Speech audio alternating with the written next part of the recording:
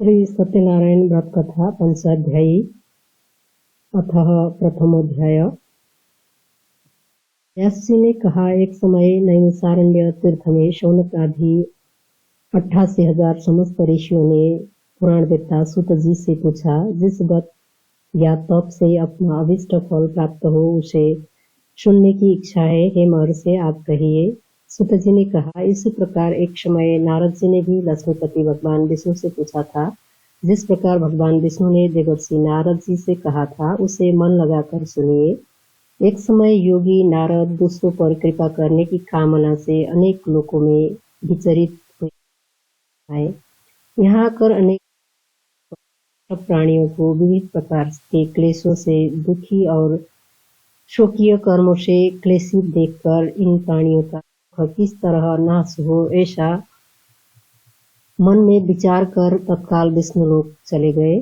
वहां श्वेत वर्ण, चतुर्भुज, शंख, चक्र, गदा, पद्म तथा वनमाला से अलंकृत देवादिदेव भगवान श्री विष्णु को देखकर स्तुति के लिए उद्धत हुए। नारद जी ने कहा, वाणी और मन से अगोचर रूप अमित शक्ति वाले, मध्य तथा अंत रहित, गुणादि से रहित, गुणों को उत्पन्न करने वाले, अखिल सृष्टि के आदिभूत तथा भक्तों का दुख विनाश करने वाले आपको नमस्कार है।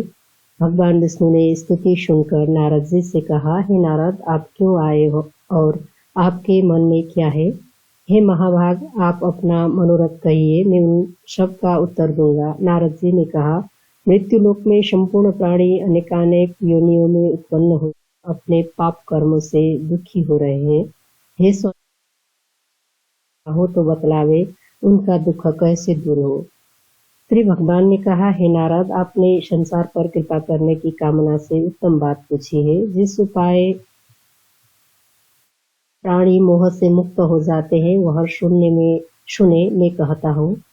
प्रभु पुण्य को देने वाला स्वर्ग तथा मर्त्यलोक में परम दुर्लभ व्रत है। मैं आपके स्नेह से उस व्रत को प्रकट करता हूँ। सत्यनारायण व्रत को विधि पूर्वक करने से पापी प्राणी इस श्लोक में सुख भोग मोक्ष प्राप्त कर लेता है। भगवान के ऐसे वचन सुनकर नारद मुनि ने कहा, हे भगवान, उस व्रत का फल और विधान क्या है? उस व्रत को किसने किया? व्रत को किस दिन करना चाहिए? उसकी सारी विधि विस्तार से कहे।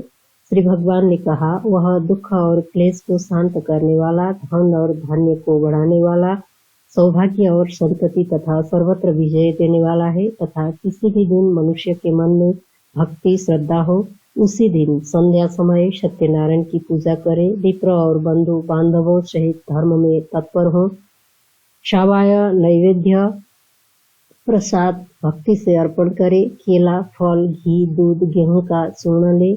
गेहूं के चूर्ण के अभाव में काठी चावल का चूर्ण, शक्कर अथवा गुड़ लेना चाहिए। संपूर्ण प्रसाद भक्ति भाव से एकत्र कर भगवान का भोग लगा दे। जन समुदाय सहित तथा श्रवण कर ब्राह्मण को दक्षिणा दे। तदंतर बंधु बांधवों सहित ब्राह्मण को भोजन करावे। भक्ति से स्वयं प्रसाद भक्षण करें और नृत्य गीतादि गाते हुए रात्रि में जागरण करे। तदंतर भगवान सत्यनारायण का कथा ध्यान करता हुआ अपने घर जाए। इस प्रकार का आचरण करने से निश्चय ही मनुष्य की इच्छाएं पूर्ण हो जाती है। विशेषकर कलिकाल में यह छोटा सा उपाय है। नारद जी ने कहा, हे देव, किस कथा को सुनना चाहिए? किसकी मूर्ति की पूजा करनी चाहिए? हे करुणा, हे सत्यनारायण के व्रत को बतलाइए। हे करुणा के सागर, सत्यनारायण के व्रत को बतलाइए। भगवान बोले, हे विप्र, परम भाग्यवान, तुमने मुझसे जो पूछा है उस धरणी वराह संवाद को कहता हूँ। इति श्री सत्यनारायणोपदेश कथायाम प्रथमोध्याय। अथः द्वितीयोध्याय। वराह भगवान बोले, हे देवी धरणी, इसको तत्व से जो तुमने मुझसे पूछा है। शालग्राम मुक्तिनाथ के नाम से मेरा एक परम प्रिय एवं प्रसिद्ध स्थान है, जहाँ है शालग्राम शिला रूप में विराजता हूँ। वहाँ पर मैं पर्वत के रूप में सदा निवास करता हूँ। वहाँ की चक्रांकित सब शिलाएं मेरा ही स्वरूप है। इन दोनों पर्वतों से संबंध रखने वाली शिलाएं भी विष्णुशिला एवं शिवशिला के नाम से प्रसिद्ध हैं। वहां पर भगवान शंकर सोमेश्वर लिंग रूप से विराजमान है। ये शिलाएं भी विष्णुशिला तथा शिवशिला के नाम से प्रसिद्ध है। पूर्व समय में रेवा ने भी मेरी शिव की तपस्या की थी। उसके मन में यह इच्छा थी कि मुझे शिव के समान पुत्र चाहिए। मैंने सोचा कि मैं तो किसी का पुत्र नहीं हूँ, फिर अब क्या करूं। गिरजापति भक्तवश होकर बहुत सोच विचार कर निश्चिंत हो अंतरात्मा से बोले, हे देवी रेवा, तुमने मेरी अपार भक्ति की है, अतः मैं पुत्र बनकर गणेश सहित लिंग रूप से तुम्हारे गर्भ में घटी में निवास करूंगा और मेरी दूसरी मूर्ति है देवी नाम से प्रसिद्ध होगी। शिव भक्ति के भेद से रहित हम दोनों एक ही स्थान पर निवास करेंगे। इस प्रकार रेवा ने मेरा सानिध्य प्राप्त कर लिया और यहाँ आ गई। तब से इसकी भी रेखाखंड नाम से प्रसिद्धि हुई। गंडकी भी सूखे पत्ते खाकर तथा वायु पीकर देवताओं के वर्ष से 100 वर्ष तक तपस्या करती रही। उस समय वह सदा विष्णु का ही चिंतन करती थी। अंत में जगत के स्वामी श्रीहरि वहां स्वयं पधारे और बोले, हे पुण्यमयी गंडकी, मैं तुम पापहरणी गंडकी, तुम्हारी तपस्या से मैं विस्मित हूँ। हे सुब्रते, तुम मुझसे वर मांगो, कौन सा वरदान दो। इसके पूर्व भी गंडकी को एक बार शंख चक्र गदाधारी भगवान का दर्शन प्राप्त हुआ था। फिर उन प्रभु की बात सुनकर गंडकी ने उनके सामने हाथ जोड़कर नम्रता पूर्वक मधुर वचनों में कहा, भगवान, यदि आप मुझसे प्रसन्न हैं तो मुझे अभिलेषित वर देने की कृपा कीजिए। मैं चाहती हूँ कि आप मेरे गर्भ में आकर निवास करें। वह प्रसन्नता पूर्वक बोले, देवी, मैं शालाग्राम शिला का रूप धारण कर तुम्हारे गर्भ में निवास करूंगा और भक्तों पर कृपा करने के लिए मैं तुम्हारे पुत्र रूप में स्थापित रहूंगा और मेरे सानिध्य के कारण तुम नदियों में श्रेष्ठ माने जाओगी। तुम्हारे दर्शन, स्पर्श, पान तथा अवगाहन करने से मनुष्य के मन, वाणी, कर्म से बने हुए पापों का नाश होगा। इस प्रकार देवी गंडकी को वर देकर भगवान विष्णु वहीं अंतर्धान हो गए। हे वसुंधरे, त्रिवेणी क्षेत्र के महात्म्य को बताता हूँ। यहाँ भगवान शंकर का एक महान लिंग, जिसे नाम देविका नाम की एक नदी भी वहीं आकर तपस्या कर रही थी। पुलस्त्य एवं पुलह मुनि के आश्रम के पास यह तथा गंगा नदी भी आकर मिली। इन तीनों नदियों के एक साथ मिल जाने के कारण यह स्थान त्रिवेणी संगम आपसे प्रसिद्ध हुआ। पृथ्वी बोली, प्रभु, मैंने तो याग में ही है, जहाँ भगवान महेश्वर एक शूलटंक नाम से तथा दूसरे सोमेश्वर के नाम से प्रसिद्ध हैं। साथ ही वहाँ स्वयं श्रीहरि भी बेणी माधव नाम से विराजते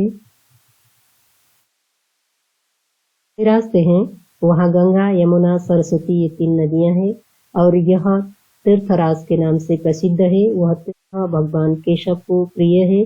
फिर आप जो गंडकी बता रहे हैं यह वही त्रिवेणी है या कोई दूसरी। बराह भगवान बोले, सुनो देवी, जो तुमने गुड रहस्य पूछा है, यहाँ उसके विषय में एक प्राचीन इतिहास प्रसिद्ध है।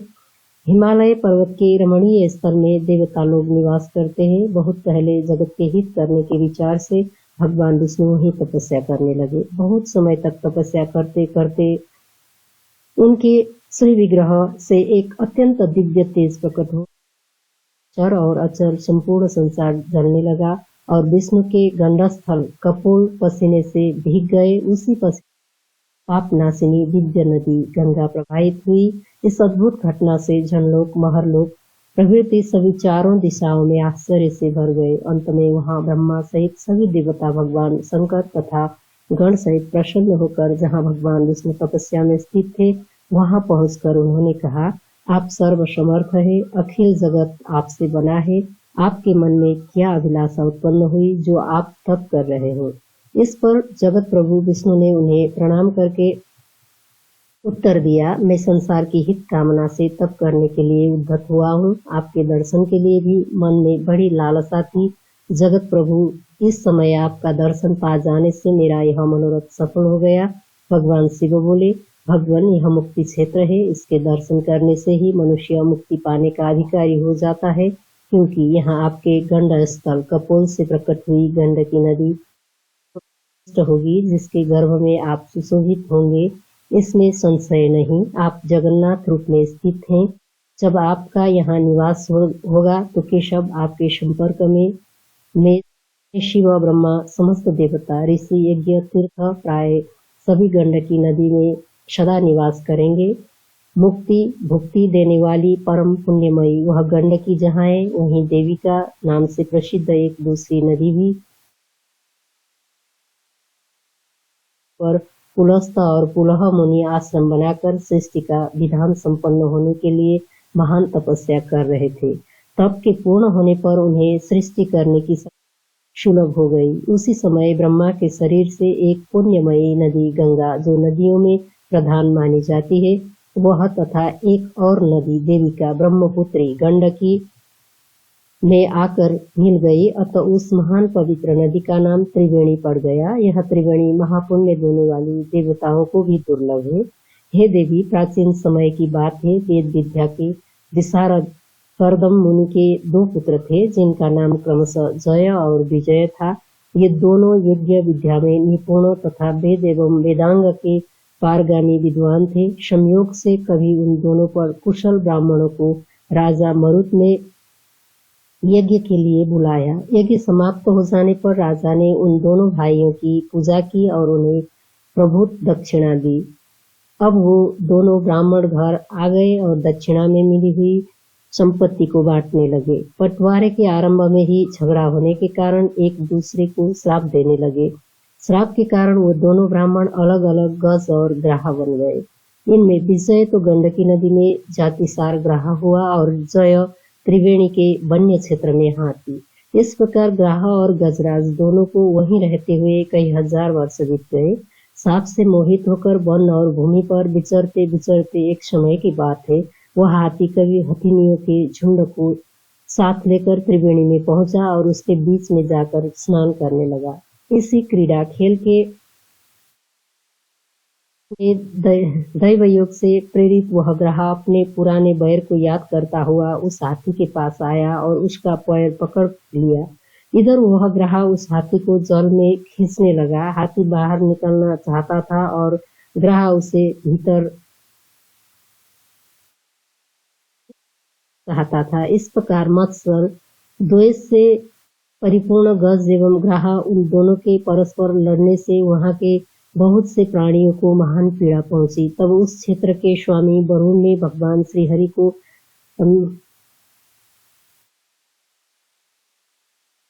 संदेश दे दिया और इस पर भगवान ने सुदर्शन चक्र से ग्राह के मुंह को चीर डाला। इससे शिलाओं पर भी चोट पहुंची।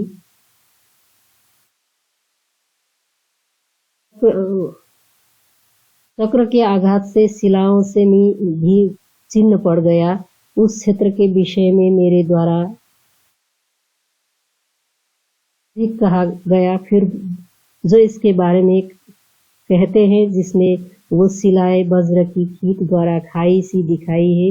हे सुंदरी, इस त्रिवेणी क्षेत्र के विषय में तुम्हें संदेह करना ठीक नहीं है। इस क्षेत्र की ऐसी महिमा है जिसका वर्णन मैंने तुमसे किया है। हे देवी, राजा भरत ही पुलस्य मुनि के आश्रम के निकट आकर विश्वेश्वर भगवान की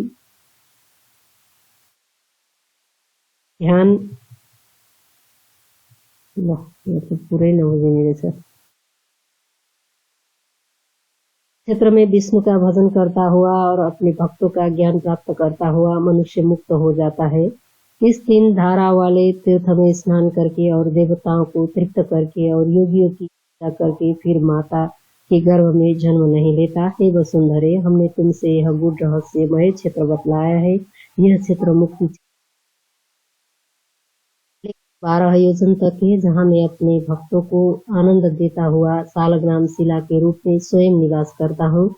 जो मनुष्य चक्र चिन्ह वाली उन शिलाओं का पूजन करता है, वो फिर कभी जननी के गर्भ जाता। इस नदी में होने वाले चक्र चिन्हों से अंकित जो और भी पत्थर है, वो साक्षात भगवान ही है। हजारों वर्षों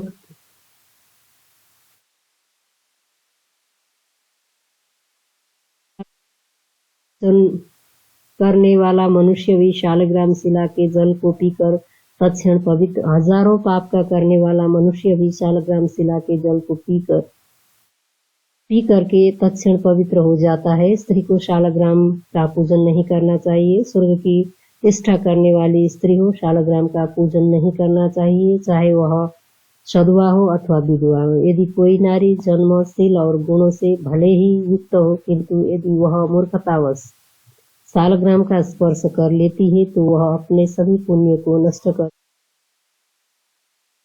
नरक को चली जाती है। स्त्री के हाथ से शालग्राम की शिला पर चढ़ाए गए पुष्प उस स्त्री के पति को अधिक पाप देने वाले होते हैं, ऐसा उत्तम ब्राह्मण कहते हैं।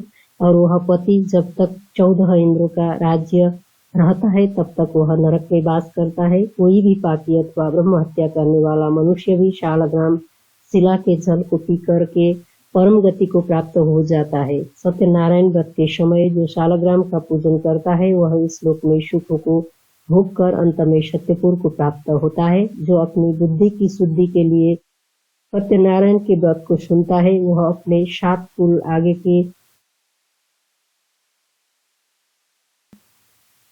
और 7 कुल पीछे के तार देता है। इतिश्री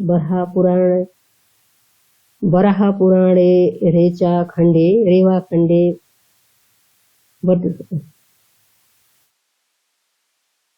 अथः द्वितीयोध्याय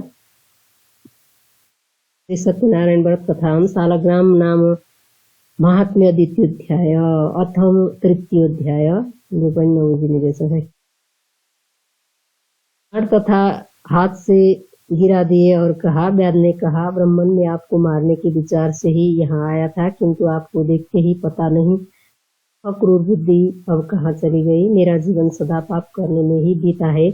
अब तक मेरे द्वारा हजारों ब्राह्मण मृत्यु के मुख में प्रवेश हो गए और 10,000 साध्वी नारियों का भी मैंने अंत कर डाला है। अहो ब्राह्मण की हत्या करने वाले मैं पापी हूँ, पता नहीं किस गति को प्राप्त करूंगा। अब आपके पास रहकर मैं भी तप करना चाहता हूँ। आप कृपया उपदेश देकर मेरा उद्धार करें। व्याध ने इस प्रकार कहने पर उसे ब्रह्मघाती एवं महान पापी समझकर द्विज श्रेष्ठ आरूढ़ी ने इसे कोई उत्तर नहीं दिया, परंतु हृदय में धर्म की अभिलाषा जग जाने के कारण ब्राह्मण के कुछ न कहने पर भी वह व्याध वहीं ठहर गया। ब्राह्मण भी नदी में स्नान करके वृक्ष के नीचे बैठकर तप करते रहे।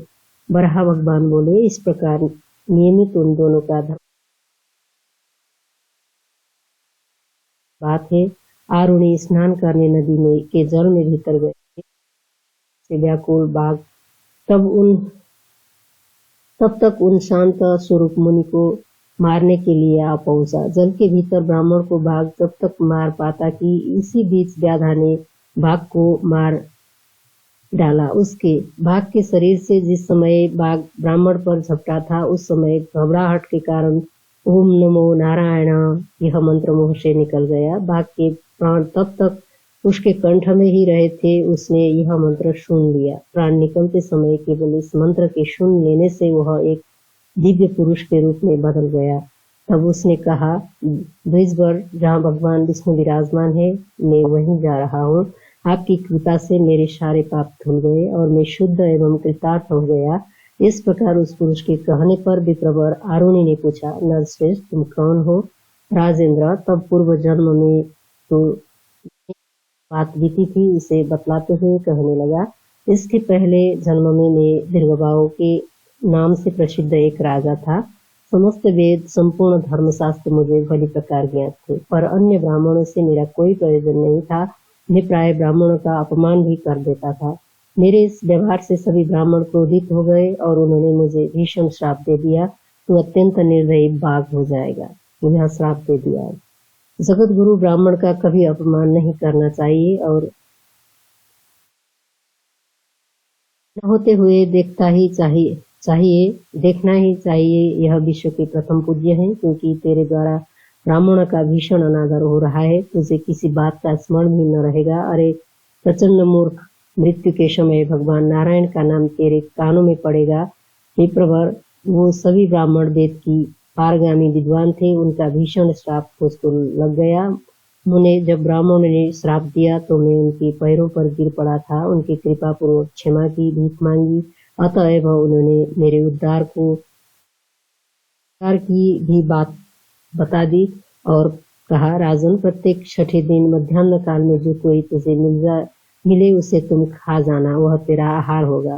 तब तुझे बाण लगेगा और उसके आघात से तेरे प्राण कंठ में आ जाएंगे। उस समय किसी ब्राह्मण के मुख से जब ओम नमो नारायण मंत्र तेरे कानों में पड़ेगा, तब तुझे स्वर्ग की प्राप्ति हो जाएगी। इसमें संशय नहीं है। मैंने दूसरे की भगवान विष्णु का यह नाम सुना है। परिणाम स्वरूप मुझे ब्रह्म वैश्विक को भी भगवान नारायण का दर्शन सुलभ हो गया। फिर जो ब्राह्मणों का सम्मान पूर्वक अपने मुंह से ओम हरये नमः इस मंत्र का उच्चारण करते हुए प्राणों का त्याग करता है, तो वह परम पवित्र पुरुष जीते जी ही मुक्त है। मैं अपनी दोनों भुजाएं उठाकर बार बार कहता हूँ। इस समय कथा सुनने वाले दोनों हाथ उठाकर इस नाम का घोष करें और यह कहें, यह सत्य है, यह सत्य है और यह सत्य है, सत्य है। ब्राह्मण चलते फिरते देवता है, भगवान पुरुषोत्तम कुटस्थ पुरुष है। ऐसा कहकर शुद्ध अंतकरण वाला वह बाघ दिव्य पुरुष स्वर्ग को चला गया और आरुणी भी बाघ के पंजे से छूटकर व्यादा से कहने लगे, आज बाघ मुझे खाने के लिए तैयार हो गया था। ऐसे अवसर पर तुमने मेरी रक्षा की है। अतएव उत्तम व्रत का पालन करने वाले पुत्र, मैं तुम पर संतुष्ट हूँ, तुम वर मांगो। व्याधा ने कहा, ब्राह्मण देवता, मेरे लिए यही व्रत पर्याप्त है जो आप मुझ में प्रेम पूर्वक बातें कर रहे हैं। भला आप ही बताएं, इससे अधिक वर मांगकर मुझे करना ही क्या है। ऋषि आरुणि ने कहा, व्याध, तुम्हारे मन में तपस्या करने की इच्छा थी, अतएव तुमने मुझे प्रार्थना की थी। किंतु हे पाप रहित, उस समय तुमने अनेक प्रकार के पाप थे, क्योंकि देविका नदी में स्नान करने, मेरे दर्शन करने तथा चिरकाल तक भगवान विष्णु के नाम सुनने से तुम्हारे पाप नष्ट हो गए हैं। इसमें कोई संशय नहीं है। अब मेरा यह वर स्वीकार कर लो। वह यह है कि तुम अब यहीं रहकर तपस्या करो, क्योंकि यह तुम्हारे पहले की इच्छा भी थी। व्याधा बोला, ऋषि, आपने जिन परम प्रभु भगवान नारायण और विष्णु की चर्चा की है, उन्हें मानव कैसे प्राप्त कर सकता है। ऋषि आरुणि बोले, हे व्याध, कोई भी पुरुष सनातन श्री हरि के उद्देश्य से जिस भक्त को भक्ति पूर्वक करने में संलग्न हो, तो वह भक्ति युक्त पुरुष उन्हें प्राप्त कर ही लेता है। पुत्र, तुम ऐसा जानकर भगवान नारायण का व्रत करो।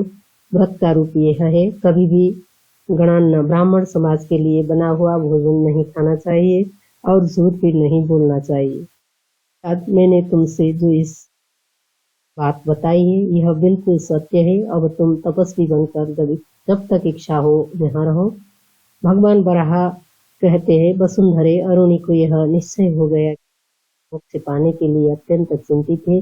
अतः उन वरदाता ब्राह्मण ने इच्छित वर दे दिया और फिर एक दिन अचानक वे ब्राह्मण देवता देखते ही देखते उठकर वहां से सहसा ही कहीं चले गए। यह सत्यनारायण भगवान के नाम का महात्म्य मेरे द्वारा कहा गया। उपासना करते हैं उनको इस लोक में क्या दुर्लभ है। कथा के अंत में श्रद्धा और भक्ति से ब्राह्मणों की पूजा करनी चाहिए। आचार्य की विधि पूर्वक पूजा करके संतुष्ट करना चाहिए। यह पवित्र कथा आयु, कीर्ति, धन को बढ़ाने वाली है। यह पवित्र कल्याण तथा महापाप को हरने वाली है। शून्य और धारण करने से स्वर्ग की प्राप्त होती है। इति श्री सत्यनारायण सालग्राम नाम महात्म्य व्रत कथायाम तृतीयोध्याय। हरि शरण। अथ चतुर्थोध्याय। सुत जी ने कहा, हे ऋषियों, जिसने व्रत किया उस कथा को मैं कहता हूँ। कांसीपुरी नामक सुंदर नगर में एक अत्यंत सुंदर ब्राह्मण रहता था। वह ब्राह्मण क्षुधा और तृषा के व्याकुल हो नित्य ही पृथ्वी पर विचरता था। ब्राह्मणों से अधिक स्नेह करने वाले भगवान उस विप्र को दुखित देखकर वृद्ध ब्राह्मण का रूप धारण कर आदर पूर्वक पूछे, हे ब्राह्मण, तुम भूमि के ऊपर अत्यंत दुखी हो क्यों भटकते हो? हे द्विजोत्तम, मैं सारा कारण सुनना चाहता हूँ। ब्राह्मण ने कहा, मैं अत्यंत दरिद्र हूँ, भिक्षा मांगने के लिए पृथ्वी पर भ्रमण करता हूँ। हे प्रभु, यदि मेरी दरिद्रता दूर करने का उपाय जानते हो तो कृपया बतलाएं। वृद्ध ब्राह्मण ने कहा, सत्यनारायण विष्णु मनोरथ सिद्ध करने वाले हैं। हे विप्र, आप उन्हीं का पूजन करें। करने मात्र से मनुष्य समस्त दुखों से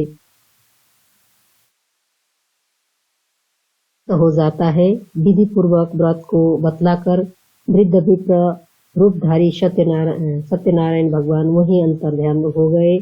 वृद्ध ब्राह्मण ने जिस व्रत को कहा है उस व्रत को अवश्य करूंगा, वो सोचते हुए रात्रि नाई प्रातःकाल में उठकर वह विप्र सत्यनारायण व्रत कर संकल्प कर भिक्षा मांगने के लिए चल पड़ा। उस दिन बहुत धन को प्राप्त हुई और उस धन से बंधु बांधव सहित उसने सत्यनारायण का व्रत किया। वह ब्राह्मण उस व्रत के प्रभाव से समस्त दुखों से मुक्त हो संपूर्ण संपत्ति से पूर्ण हो गया। से प्रत्येक महीने व्रत करने लगा। यूं सत्यनारायण का व्रत कर वह द्विजोत्तम समस्त पापों से मुक्त हो गया। श्री प्राप्त हुआ। सत्यनारायण व्रत को पृथ्वी पर जो कोई करता है उस मनुष्य के सब दुख विनष्ट हो जाते हैं। इस प्रकार भगवान विष्णु ने नारद जी से कहा, हे ऋषियों, मैंने यह व्रत आप लोगों को सुनाया और अब क्या वर्णन करूं? यूं सुनकर ऋषियों ने कहा, हे मुनि, उस ब्राह्मण से सुनकर इस व्रत को पृथ्वी पर किसने किया वह हम सुनना चाहते हैं, हमारी विशेष श्रद्धा है। सुत जी ने कहा, जिसने इस व्रत को भूमि पर किया उसकी कथा सुनो। एक दिन वही श्रेष्ठ ब्राह्मण धन और ऐश्वर्य के अनुसार 100 जन बंधुओं सहित व्रत करने को उद्धत हुआ। इतने में काष्ठ क्रेता लकड़ी बेचने वाला आया। वह काष्ठ के भार को बाहर रखकर ब्राह्मण के घर गया। प्यास से उसकी आत्मा व्याकुल हो रही थी, परंतु वहां ब्राह्मणों को व्रत करते देखकर उनको प्रणाम कर कहने लगा, आप यह क्या करते हैं और इसके करने से किस फल की प्राप्ति होती है? हे प्रभु, यह सब विस्तार पूर्वक वर्णन करे। विप्र ने कहा, यह सत्यनारायण का व्रत समस्त मनोकामना को पूर्ण करने वाला है। उसी व्रत के प्रभाव से मुझे धन धान्य प्राप्त हुआ है। इस व्रत की ऐसी महिमा उस ब्राह्मण से सुनकर काष्ठ क्रेता अत्यंत प्रसन्न हुआ। प्रसाद भक्षण कर और जल पीकर नगर में चला गया। भगवान सत्यनारायण के लिए मन में ऐसा विचार करने लगा कि आज इस नगर में लकड़ियों को बेचने से जो धन प्राप्त होगा उसी से सत्यनारायण को उत्तम व्रत करूंगा। वहां उस दिन लकड़ी को सिर पर रखकर जहां बड़े बड़े धनी लोग रहते थे उस नगर में गया। वहां उस दिन प्राप्त हुआ। प्रसन्न हृदय हो उसने पके केले, चीनी, घृत, दूध और का चूर्ण लिया। सबको शबाया इकट्ठा कर अपने घर गया। बंधुओं को बुलाकर विधि पूर्वक किया। इस व्रत के प्रभाव से काष्ठ क्रेता धन और पुत्र से संपन्न हो इस लोक में सुख भोग कर अंत में सत्य लोक को चला गया। सुत जी ने कहा, हे श्रेष्ठ मुनियों, मैं आगे की कथा कहता हूँ, तुम सुनो। पहले उल्कामुख नामक बुद्धिमान जितेंद्रिय और सत्यवादी राजा था। वह धर्मात्मा नित्य प्रति देव मंदिर में जाता था और ब्राह्मणों को दान देकर संतुष्ट करता था। उसकी स्त्री लावण्यवती कमलवदना पतिव्रता थी। वे दोनों भद्रशिला नदी के तट पर सत्यनारायण का व्रत करते थे। इतने ही में वहां एक साधु नामक वैश्य व्यापार के लिए बहुत प्रकार के धनों से भरी नाव को उस नदी के किनारे पर ठहरा कर राजा के पास गया। वहां वैश्य ने राजा को व्रत करते देख नम्रता से पूछा। वैश्य ने कहा, हे राजन, आप मन में अधिक भक्ति युक्त हो क्या करते हैं? यह सब आप मुझसे भी कहें, क्योंकि मेरी सुनने की इच्छा है। राजा ने कहा, हे साधु, मैं अत्यंत तेजस्वी भगवान विष्णु का कुटुंबियों सहित पुत्र आदि की कामना से पूजन तथा व्रत करता हूँ। राजा के वचन सुनकर वैश्य ने सम्मान पूर्वक कहा, हे राजन, इस व्रत का समस्त विधान मुझसे भी कहे। मैं भी आपके कथानुसार व्रत करूंगा। मुझे भी संतति नहीं है। इस व्रत के करने से निश्चित। राजा ने सत्यनारायण व्रत का संततिदायक विधान कहा। वह वैश्य व्यापार से निवृत्त हो प्रसन्न होकर अपने घर आया। उसने संतान को देने वाले व्रत का वृत्तांत अपनी स्त्री से कहकर बोला कि मैं भी व्रत करूंगा यदि हमारे यहाँ संतान का जन्म होगा। इस प्रकार श्रेष्ठ वैश्य ने अपनी स्त्री लीलावती से व्रत का संपूर्ण महात्म्य सुनाया। एक दिन उसकी पतिव्रता स्त्री लीलावती पति सहित चित्त में आनंदित होकर सांसारिक धर्म में तत्पर हुई और सत्यनारायण व्रत की कृपा से गर्भवती हो गई। 10वें महीने में एक रत्न रूपी श्रेष्ठ कन्या को जन्म दिया। वह कन्या जैसे शुक्ल पक्ष में द्वितीया से पूर्णिमा तक चंद्रमा बढ़ता है उसी तरह बढ़ने लगी। अतः उस कन्या का नाम कलावती रखा। तदंतर लीलावती ने अपने स्वामी से मधुर वचन कहा, हे स्वामी, आपने जिस व्रत का संकल्प किया था उसे क्यों नहीं करते हैं? वैश्य ने कहा, हे प्रिय, कन्या के विवाह के समय सत्यनारायण का व्रत करूंगा। इस प्रकार स्त्री को समझाकर वैसे दूसरे नगर में व्यापार करने चला गया। इधर वह कन्या कलावती अपने पिता के घर वृद्धि को प्राप्त होने लगी। तदंतर उस वैश्य ने नगर की सखियों के साथ खेलती हुई उस कन्या को विवाह के योग्य देखा तो विवाह करने की मंत्र और कहा, कन्या के विवाह के लिए श्रेष्ठ वर खोजो। ऐसी आज्ञा पाकर वह दूत कंचनपुर में जा पहुंचा। वहां के एक बनिए के पुत्र को लाया। बनिए के पुत्र को सुंदर गुणवान देखकर जाति बंधुओं सहित वैश्य ने चित्त में संतुष्ट होकर विधि विधान से कन्यादान कर दिया। परंतु भाग्यवश उस उत्तम व्रत का विस्मरण हो गया। कन्या के विवाह समय व्रत न करने मात्र से भगवान सत्यनारायण रुष्ट हो गए। कुछ दिनों के बाद कार्य में कुशल वैश्य जामाता सहित व्यापार के लिए चल पड़ा। समुद्र के समीप रत्नसारपुर में जाकर अपने श्रीमान जामात के साथ व्यापार करने लगा। तत्पश्चात दोनों राजा चंद्रकेतु के रमणीय नगर में सत्यनारायण भगवान ने साधु को भ्रष्ट प्रतिज्ञा देखकर श्राप दे दिया कि तुम्हें कठिन दुख होगा। एक दिन राजा के धन को लेकर चोर वहां से ही आकर प्राप्त हुए जहां दोनों वैश्य रहते थे। उसी समय राजा के दूतों को वेग से आते देख मन में भयभीत हो धन को उसी स्थान में छोड़ चोर तुरंत भाग गए। इधर दूत सज्जन वैश्यों के निकट आए। वहां राजा के धन को देख राजा को रखा देख उन बनियों को बांध कर ले आए। प्रसन्नता से दौड़ते हुए राजा के समीप जाकर दूतों ने कहा, हे प्रभु, हम चोरों को पकड़ लाए हैं, आज्ञा दीजिए। राजा की आज्ञा पाकर दूतों ने बिना विचारे ही उन दोनों को बांधकर जेल खाने में भेज दिया। सत्यनारायण की महा से उनका कहना नहीं सुना और राजा चंद्रकेतु ने उनका सब धन ले लिया। इधर भगवान के श्राप से वैश्य की स्त्री अति दुखित हो गई और जो कुछ घर में रखा था वह चोरों ने चुरा लिया। आदि व्याधि भूख प्यास और अन्न की चिंता से दुखी होकर वह घर घर फेरने लगी। कलावती भी घर घर भिक्षा मांगने लगी। एक दिन वह कन्या क्षुधा से व्याकुल हो किसी ब्राह्मण के घर में गई। वहां जाकर उसने सत्यनारायण को व्रत देखा। वहां बैठकर कथा सुनी। उसने वर मांगा और सत्यनारायण का प्रसाद भक्षण कर रात्रि में घर आई।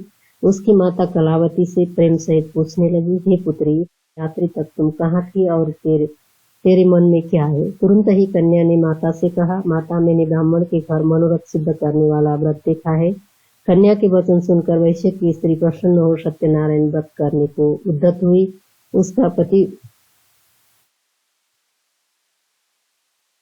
उस पतिव्रता ने बंधु बांधवों सहित सत्यनारायण का व्रत किया और वर मांगा कि मेरे पति और जामाता शीघ्र घर चले आवे। आप मेरे स्वामी और जामाता का अपराध क्षमा करें। इस व्रत के करने से भगवान सत्यनारायण फिर प्रसन्न हो गए। भगवान सत्यनारायण ने श्रेष्ठ राजा चंद्रकेतु को स्वप्न दिया कि हे राजन, बंद गृह में उपस्थित दोनों वैश्यों को भोर होते ही छोड़ दो और जो कुछ तुमने धन लिया है वह भी तुरंत दे दो। धन और राज्य सहित तेरा नाश कर दूंगा। यूं कहकर भगवान प्रभु अंतर्ध्यान हो गए। तदंतर प्रातःकाल होते ही राजा ने स्वजनों सहित सभा के मध्य में रात वाला स्वप्न कहा और आज्ञा दी कि बंधन में पड़े दोनों महाजन वैश्यों को छोड़ दो। राजा के वचन सुनकर राजपुरुष महाजन वैश्यों को बंधन से मुक्त कर नम्रता राजा के समक्ष लाकर कहने लगे। दोनों वैश्यों को बंधन से मुक्त कर ले आए। दोनों महाजन वैश्यों ने चंद्रकेतु को प्रणाम कर पूर्व वृत्तांत का स्मरण कर वैश्य व्याकुल हो कुछ भी नहीं कहा। राजा बड़े पुत्रों से आदर पूर्वक कहने लगे, अपने भाग्य से महान दुख प्राप्त किया, अब तुम्हें कुछ भय नहीं है। कहकर बेड़ियां कटवाकर क्षौर कर्म आदि करवाया। राजा ने वस्त्र आभूषण देकर उनको आदर सहित वचनों से अत्यंत संतुष्ट किया। और जो कुछ धन पहले ले लिया था उसका दूना धन दिया। फिर राजा ने उन महाजनों से कहा, हे महाजनों, आप अपने घर जाइए। राजा को प्रणाम कर वैश्य ने कहा, अब आपकी कृपा से चले जाएंगे। यूं कहकर महावैश्य अपने घर को चले। सूत जी बोले, साधु वैश्य ने प्रथम मंगल विधान कर यात्रा की। वह ब्राह्मणों को धन देकर अपने घर नगर को चला। उन वैश्य के थोड़ी दूर पहुंचने पर सत्यनारायण प्रभु ने जिज्ञासा की कि तेरी नाव में क्या भरा है। मदोन्मत्त वैश्य ने हंस कर कहा, हे दंडीन, आप क्यों पूछते हैं? क्या आप रुपया लेने की इच्छा करते हैं? हमारी नौका में लत्ता पत्र है। भगवान ने ऐसे कठोर वचन सुनकर कहा, तुम्हारा कहना सत्य हो। भगवान दंडी ऐसी कहकर तुरंत उसके पास से हट गए और थोड़ी दूर जाकर समुद्र के तीर पर बैठ गए। दंडी सन्यासी के चले जाने पर वैश्य ने संध्या आदि कर्म किया। तब नाव को ऊंची ऊंची देख अत्यंत विस्मय में पड़ गया। उसमें लत्ता पत्र देखकर वह मूर्छित हो भूमि पर गिर पड़ा। जब वैश्य को चेत हुआ तो वह अत्यंत चिंता करने लगा। उस समय उसके जामाता ने कहा, आप शोक क्यों करते हैं? भगवान दंडी ने ही शाप दिया है, वही सब कुछ करने को समर्थ है। उन्हीं की शरण में चले सिद्ध होगा। वैश्य जामाता के वचन सुन कर तुरंत ही भगवान दंडी के निकट गया और उनको देख भक्ति भाव से प्रणाम कर आदर से कहने लगा, मैंने जो कुछ आपके सामने कहा था वो सब क्षमा करें। यूं बारंबार कहता हुआ शोक से व्याकुल हो गया। उसको रुदन करते देख दंडी स्वामी ने कहा, हे वैश्य, रुदन मत करो, मेरे वचन को सुनो। मेरी आज्ञा तथा पूजा से बहिर्मुख हो जाने से हे दुर्बुद्धे, तुझे बारंबार दुख हुआ। भगवान के ऐसे वचन सुनकर वैश्य स्तुति कर, हे प्रभु, आपकी माया से ब्रह्मादि देवता भी मोहित होकर आपके गुण और रूप को नहीं जान सके, तो आपकी माया से मोहित में कैसे आपको जान सकता हूँ। अब आप प्रसन्न हो, मैं आपका अपने वित्तानुसार पूजन करूंगा। मेरी नाप को पहले की तरह धन से पूर्ण करें और आप मुझ शरणागत की रक्षा भी करें। ऐसी भक्ति युक्त वाणी सुनकर जनार्दन भगवान विष्णु प्रसन्न हो गए। मनोवांछित वरदान देकर भगवान तत्काल वहां से अंतर्ध्यान हो गए। तदंतर वैश्यनाथ के ऊपर चढ़कर नाव को धन से भरी देखा और कहा, सत्यनारायण जी की कृपा से मेरा मनोरथ सफल हो गया। यूं कहकर साथियों के सहित विधि सत्यनारायण की कृपा से अति प्रसन्न यत्न पूर्वक नाव को सहेज अपने देश को चल दिया। अपने जामात से वैश्य कहने लगा, हमारी रत्नपुरी नाम वाली नगरी को देखो। अपने धन के रक्षक दूत को अपने घर भेजा।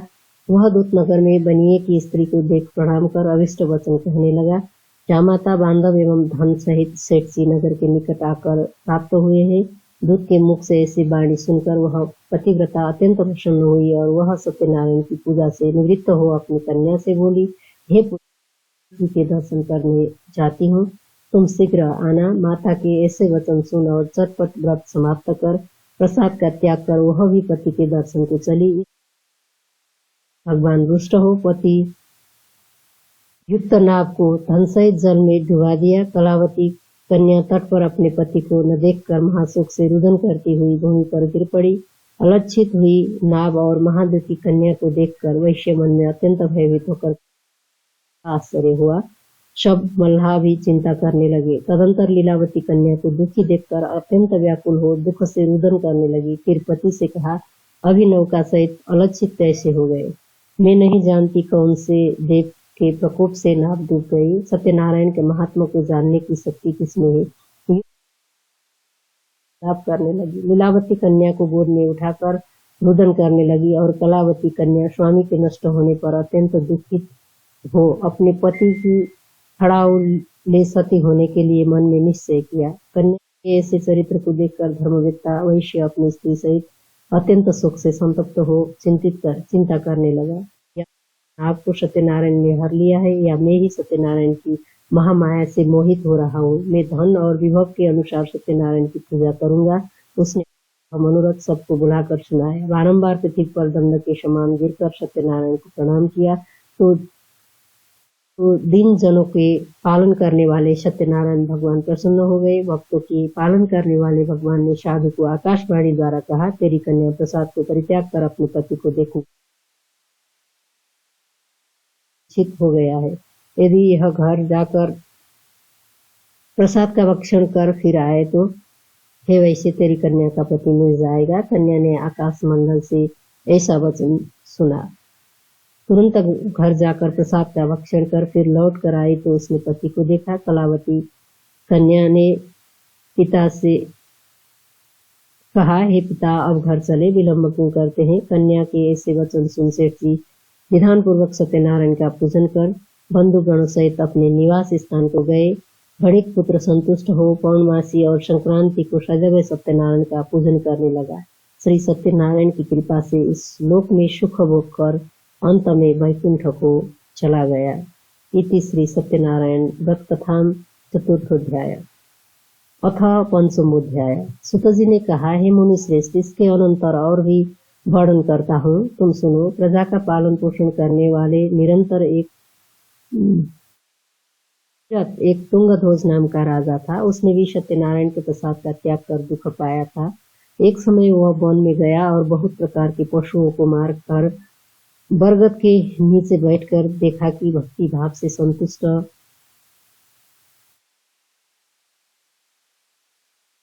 बांधव सहित ग्वाले सत्यनारायण का पूजन कर रहे हैं।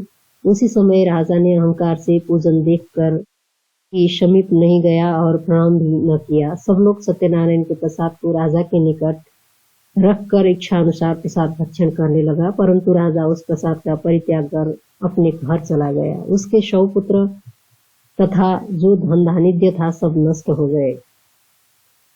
राजा ने अपने मन में विचार किया कि सत्यदेव ने ही धन और मेरे पुत्रों को नष्ट किया, यह ठीक निश्चय है, तो अब वहीं चलाना चाहिए जहाँ सत्यनारायण का पूजन हो रहा था। मन में ऐसा निश्चय कर ग्वालों के समीप गया। वहाँ भक्ति और श्रद्धा से ग्वालों के साथ उस राजा ने विधिपूर्वक सत्यनारायण का पूजन किया। वह सत्यदेव की कृपा से पुनः धन तथा पुत्रों से युक्त हो गया। इस लोक में सुख भोग अंत समय वैकुंठ को चला गया। जो परम दुर्लभ सत्यनारायण व्रत को करता है और भक्ति युक्त हो इस फलदायिनी कथा को सुनता है, उसे सत्यनारायण की कृपा से धन धान्य की प्राप्त होती है। दरिद्र को धन की प्राप्ति और बंधन से बंधे प्राणी बंधन से विमुक्त होते हैं। भयभीत पुरुष भय से छूट जाते हैं, संदेह नहीं। कर्ता और श्रोता संसार में मनोभिलाषित पदार्थ को पाकर मृत्यु के बाद सत्यलोक चले जाते हैं। हे ब्राह्मणों, मैंने तुमसे सत्यनारायण व्रत कथा का वर्णन किया, जिसके करने से मनुष्य समस्त दुखों से मुक्त हो जाते हैं। सत्यनारायण की पूजा कलयुग में विशेष फलदायिनी है। भगवान को कोई काल, कोई सत्य, कोई ईश, कोई सत्यनारायण, कोई सत्यदेव कहेंगे। इस प्रकार अनेक रूपों को धारण कर भगवान अब सबके मनोरथ पूर्ण करते हैं। कलयुग में अवतार होगा। जो मनुष्य कथा का पाठ करते हैं या जो स्मरण करते हैं, सत्यनारायण की कथा का व्रत किया है, उनके दूसरे जन्म का वृत्तांत कहता हूँ। दूसरे जन्म में सतानंद परम बुद्धिमान सुदामा नाम का ब्राह्मण हुआ। उसने श्री कृष्ण का ध्यान कर मोक्ष पाया। काष्ठभार वाहक जो भिल्ल था वह गुहराज निषाद हुआ। उस जन्म में श्री रामचंद्र जी का भजन कर वह मोक्ष को प्राप्त हुआ। उनका मुख राजा दूसरे जन्म में महाराज दशरथ हुए, जो रंगनाथ जी का पूजन कर वैकुंठ को गए। साधु नामक वैश्यवी सत्य प्रतिज्ञ मोरध्वज नाम का जो आराम से स्त्री पुत्र द्वारा आधे शरीर को चीरकर मोक्ष को प्राप्त हुआ। तुंगध्वज राजा स्वयंभुव मनु हुए, जो भगवान संबंधी कर्म कर वैकुंठ को प्राप्त किए। सत्यनारायण की कथा कहता अथवा श्रवण करता है, वह सांसारिक बंधनों से मुक्ति पा जाता है। इसमें कुछ संदेह नहीं करना चाहिए। इति श्री सत्यनारायण व्रत कथायां पंचमोध्याय।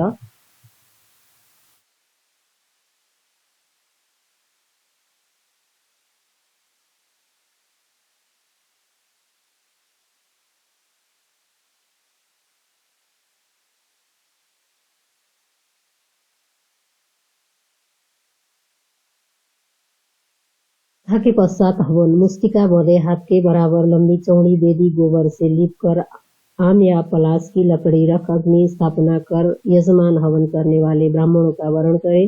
दक्षिणा देवे। पहले ब्रह्मास्त्र के 3 आहुतियां दे। ओम प्रजापतय नमः, इदम प्रजापतय स्वाहा, ओम इंद्राय नमः, इदम इंद्राय स्वाहा, ओम अग्नेय नमः, इदम अग्नेय स्वाहा। इनके बाद साकलों की प्रथम 2 आहुतियां अधिदेवता और प्रत्यधिदेवता को देवे। ओम अग्नेय देवताभ्यो नमः, इदं मनज्ञ स्वाहा।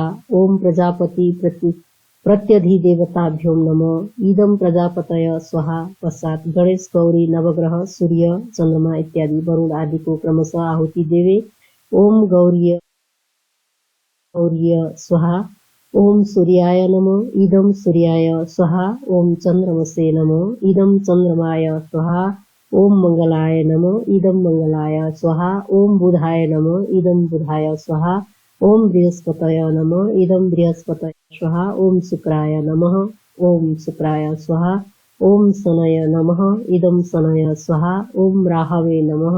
इदं राहवे स्वाहा। ओम केवते नमः। इदं केवते स्वाहा। वरुणाय नमः। इदं वरुणाय स्वाहा। ओम वास्तुस्पतय नमः। इदं वास्तुस्पतय स्वाहा। ओम पंचलोकपाल देवताभ्यो नमः। इदं तेभ्यः स्वाहा। ओम क्षेत्राधिपतय नमः। इदं क्षेत्राधिपतय स्वाहा। ओम इंद्रादि 10 दिक्पाल देवताभ्यो नमः। इदं तेभ्यः स्वाहा। ओम ग्राम देवताभ्यो नमः। इदं तेभ्यः स्वाहा। ओम कोल देवताभ्यो नमः। इदं तेभ्यः स्वाहा। ओम इष्ट देवताभ्यो नमः। इदं तेभ्यः स्वाहा। फिर से शाकला से कथा के प्रधान देवता श्री सत्यनारायण भगवान को 8 या 28 या 108 आहुतियां देवे। फिर पान पर देवता को प्रार्थनात्मक मंत्र तथा श्लोक का पाठ कर पूर्णाहुति करे, और नहीं तो कर्पूर गौरम को पढ़े। आरती के बाद यजमान को हवन की विभूति लगावे, रक्षा सूत्र बांधे। यान्तु देवतागण सर्वे इससे समाप्त करें। सत्यनारायण जी की आरती। पूजन सामग्री: रोली, नारा, अबीर, बुक्का, मेहंदी की बुकनी, हल्दी की बुकनी, शुरुआरी का बिया, सर्वौषधि, पंचरत्न की पुड़िया, पंचपल्लव, सप्तमृत्तिका, सप्तधान्य, सुवर्ण का टुकड़ा, कलश तांबे का, ढकना तांबे का, माला, फूल, तुलसी, दूध, दही, घी, शहद, चीनी, गेहूं का आटा, चावल, केसर का चंदन, धोती, जनेऊ जोड़ा, धूपपत्ती, दीपपत्ती, कप्पू, पेड़ा आधा किलो, बतासा आधा किलो, ऋतुफल, पान, सुपारी, नारियल, मलमल 2 मीटर, चौकी, प्रतिमा सोने की, विष्णु या शालिग्राम की, केले का खंबा, बड़ा तोरण, हंडिया, कसोरा, दिया, वेदी के लिए बालू, शाकला, पलाश की लकड़ी, गंगा जल। ओम शांति ही। सत्य समान आगम निगम पुराण बखान, सत्य ही नारायण है।